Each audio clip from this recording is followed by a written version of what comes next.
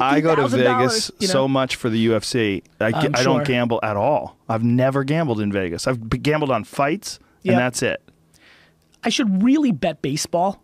I've been a hardcore, like, 25-year fantasy baseball player. And so you know a lot. The only time I've ever really made money gambling was when I knew up-and-coming pitchers were coming up, and that's how they really run it, and that's where I've made my biggest arbitrage. It's hard to make money on fighting, too. You used to be able to, when I used to gamble, when I first started working for the UFC, I'd still bet on fights. And then I thought about it for a while, and I was like, I'm probably not supposed to do this. like, it doesn't make any sense. Well, I can't affect anything, and no one ever told me I can't do it. It's not like I'm a manager or anything like that. You didn't want people to say that your commentary was slate. Yeah, exactly. They say that anyway. They said that, and it has been me. They said I was biased for people I bet against, which is hilarious. I've had that happen, but I stopped doing that like more than 10 years ago. I was probably like 2002 or 3, like right after I first started doing commentary. I quit doing that, but you used to be able to make a lot of money because there were some killers, and people were undereducated in that sport. Well, there were some killers that would come in from other countries, and I would go, like they didn't know about this guy, and I'd be like, oh, this like Adlan Amagov guy was coming in from, I forget where he's from, but I was like, Jesus Christ, what's the line? Fucking bet the house. There was a few guys. Did he come from parts unknown? There's a few guys from parts unknown. I also thought that WWF did that so well. I was always fascinated when they were like, from parts unknown. I'm like, holy shit, where's he from? Well, that's no good for a global enterprise like the UFC because you want to engage those people in the other countries. Like there's this guy, Khabib Nurmagomedov, who's the #1 contender in the lightweight division. He's this fucking murderer. He's such a badass, and he's undefeated. And like the big thing about this guy is that he's from Russia. He's from Dagestan. Yep. And it's a really weird place because it's not a large place. Nope. But there's a bunch of killers that come out of this one spot, and this guy's like the main killer. And so they're planning on doing a big UFC in Russia. And if this guy is fighting in Russia, it's going to be fucking bonkers. So like that's a big deal. Like Conor McGregor in Ireland, and it's a big deal to fight in your country. 100%. The regional thing has always worked. World Cup, Olympics, these are historic things. Like look, nationalism is on the rise. Yeah, so no, it definitely is. And even statewide, like Cowboy Cerrone fought this past weekend in Denver. And he's just from Denver. So when he goes to Denver, they go 100%. Fucking crazy. Yeah, hometown stuff. Yeah, there's always that. It's just it's a fascinating thing. Is that your signature on your fucking iPhone case? That's a little weird there, buddy. I'm a weird dude. Like this is You got like a watermark signature. Yeah. That's a signature, by the way, that anybody could rip off. You'll be super careful with your checkbook. No, I'm alright. Luckily, I don't have any checks. I don't even know what a check is. I got a buddy of mine. His name is Guido Orlandi. He's a good guy, and his signature is this. It's like that's it, which was great until he got divorced, and then his ex-wife just fucking went off with his signature and just drained the poor guy. Poor dude. Yeah, he fucking stuck to his guns though. After she drained him, kept that fucking signature. he's like, you can take the money, but you ain't taking this signature. You ain't taking my big old bitch.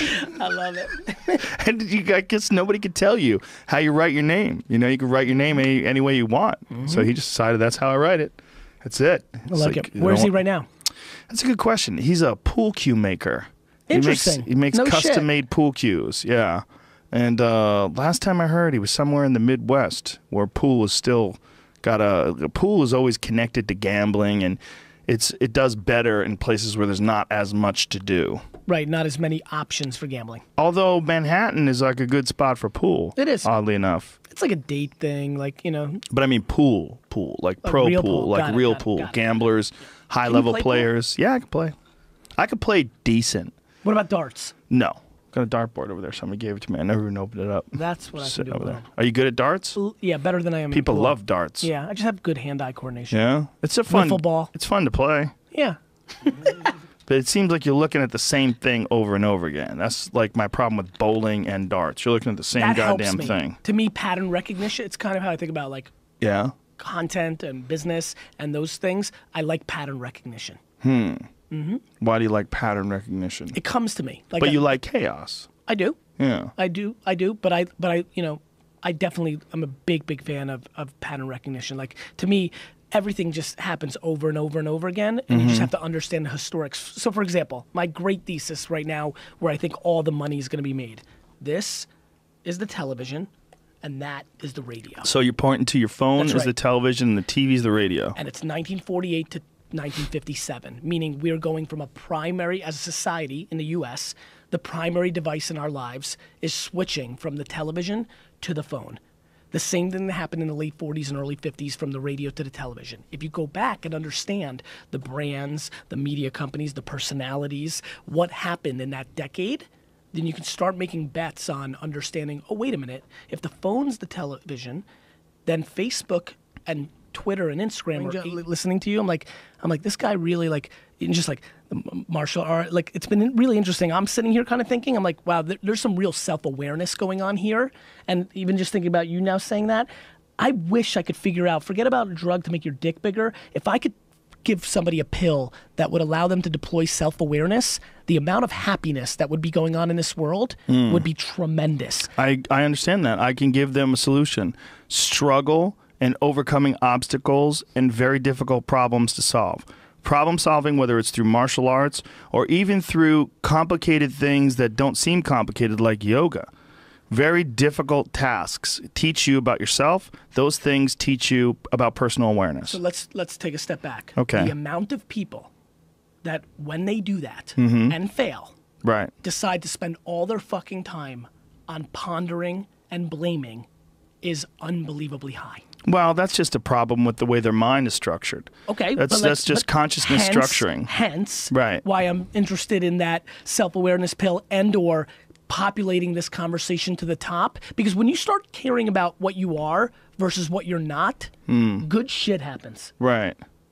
Well, yeah, exactly. Or, you know, I assume think fighters, about what right? you Fighters, are. Right? Yes. Like when I think about Larry Holmes, like I had a conversation once about like how the jab that he was the Eastern Assassin. Man, it's really interesting when you start tripling down on your strengths. Obviously, you have to round yourself out. You don't want to get exposed, especially in MMA. Obviously, it's so multi-dimensional that way, right? That it becomes a vulnerability. But fuck, man, I'm big on tripling down on people's strengths. Yeah, it's huge. Well, one of the interesting things about MMA is people that you call specialists. Like there's a few people that are really good at one aspect of MMA, and they dominate people because of that. Like Anderson Silva, who's the greatest martial artist of all time, was just a sensational striker. Yeah. And when every fight starts off standing, you had to deal with his striking. Before you could get to him, before you could take him down, before you could try to submit him. Get through that. You had to get through that. Yeah. And that was, he's a specialist. Damian Maia is a specialist in a completely different way. He's one of the top welterweight contenders, probably #1 now, next to Wonderboy, who's going to be fighting for a rematch of the title. But Damian Maia is a pure jiu-jitsu specialist. His striking is only to get close enough to you to grab you, drag you to the ground, strangle you. And in that way, he's a lot of what he is a throwback. But his jiu-jitsu skill is so elite that everyone else who goes to the ground with him, even guys like Carlos Condit, who's a former world champion, a really high-level guy, just gets smushed like a bug and strangled because he's such a specialist. I get it. Yeah. Martial arts is very interesting in that way because that works with some people, but it doesn't work with other people. I mean, other people have beaten Damian Maia because of the fact that he's, in many ways, one-dimensional. Yeah. But that one dimension's a motherfucker of a dimension. I'm a big boxing fan. I grew up a big Aaron Pryor fan. Me too. A big Pernell Whitaker fan. Like, what was in that bottle, man? Panama Lewis. What the fuck did he slip him? What did he slip him? I'm dying to know. I would like to know. Panama Lewis is still alive. I'm able to quantify that because I think about a lot of the boxers who had their one or two things that it was just fascinating. Sure. Like you had to figure it out. Sure. Roy Jones. You know, it's funny you're talking about Conor. I was like, when Roy Jones found his moment to go up to heavyweight, you know, it's interesting. Okay, well, here's a perfect example. We're talking about steroids. Yes. When Roy Jones went up to fight John Ruiz, now I don't know Roy that well. I've met him. He's a great guy. I'm a huge fan. He's probably one of my favorite boxers, if not my favorite of all time. He was a great fighter. But I'm pretty sure he did some Mexican supplements to fight John Ruiz. Just to get up to that weight? Yeah. He was 200 pounds. He was jacked. He was shredded.